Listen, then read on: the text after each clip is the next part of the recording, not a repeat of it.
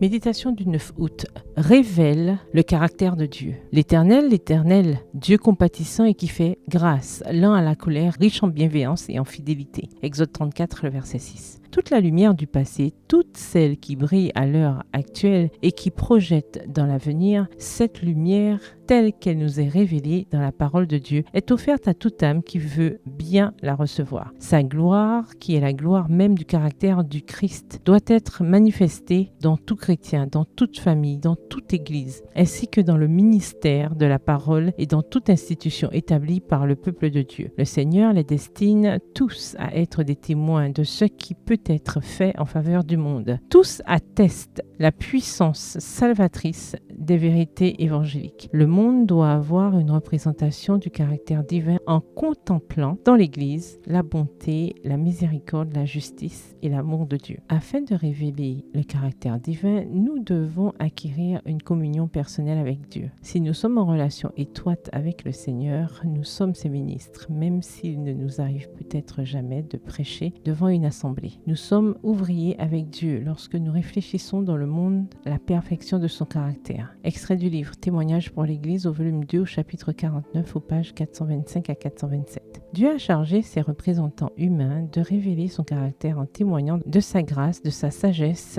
et de sa bonté et en manifestant un amour tendre, miséricordieux et doux. Notre mission est de restaurer l'image de Dieu en l'être humain par la grâce abondante que Dieu nous donne en Jésus-Christ. Combien nous avons besoin de connaître Jésus et notre Père céleste afin de le représenter par notre caractère. Extrait du livre Pour mieux connaître Jésus-Christ, la lecture du 8 février à la page 47. Le caractère de Jésus-Christ fait l'admiration de l'âme transformée par la grâce. Moins nous trouverons de choses estimables en nous, plus nous comprendrons la pureté infinie et l'amour de notre Sauveur. La vue de notre nature pécheresse et de notre impuissance nous jette dans les bras de celui qui peut nous pardonner. Et Jésus révèle sa force à l'âme qui le recherche dans le sentiment de sa faiblesse. Plus la conviction de notre misère nous pousse près de lui et de la parole de Dieu, plus haute est la vision que nous avons de son caractère et plus parfaitement nous réfléchissons son image. Extrait du livre Vers Jésus au chapitre 7 aux pages 100 et 101. Bonne soirée, que l'Éternel vous bénisse.